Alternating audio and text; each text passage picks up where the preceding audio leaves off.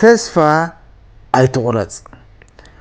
ምናልባት ግን ዝረሳዕካዮ ኢኻ ትመስል እሞ ከዘኻኽረካ ጽልምት ኢሉካ ተጨኒቕካን ፈሪሕካን ኣብ ዝነበርካሉ እዋን በይንኻ ክትጓዓዝ ከለኻ ጽልግልግ ኢልካ ደንበርበር ክትብል መልሲ ክስእን መንገዲ ክጠፍኣካ ከሎ ተስፋ ኣብ ዝቖረጽካሉ እዋን ንስኻ ግን ብድድ ኢልካ ሰጒምካ ነዚ ፈጺምካ ከይትርስዖ።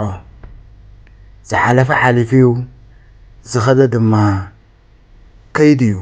ኣብ ህይወት እትግንዘቦ ዘጋጠመ እንተጋጠመ ወትሩ ንቕድሚት ምምራሕ እዩ። ኣምላኽ ኣብ ጎንኻ ከም ዘሎ ብፍጹም ኣይትረስዕ።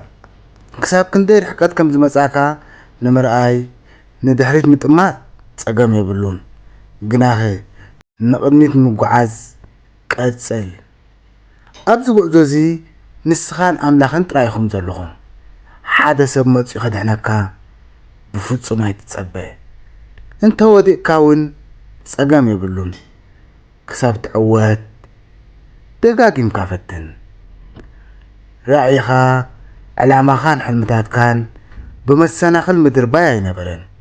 እንታይ ደኣ ኣብቲ ዝኸፍአ ዘፍርህን ግዜ እውን ከይተረፈ ኣብ ራእይኻ ምጽናዕ እዩ። ክሳብ ራእይኻ ትጭብጥ እቶም ኣብ ህይወት ዘጋጥሙ መስከተላት እቶም ዘጨንቑኻ ንሳቶም ሓይሊ ክቡሃን ስነ ምግባርካ ዝሃንጹ ስለ ዝኾኑ መክቶም።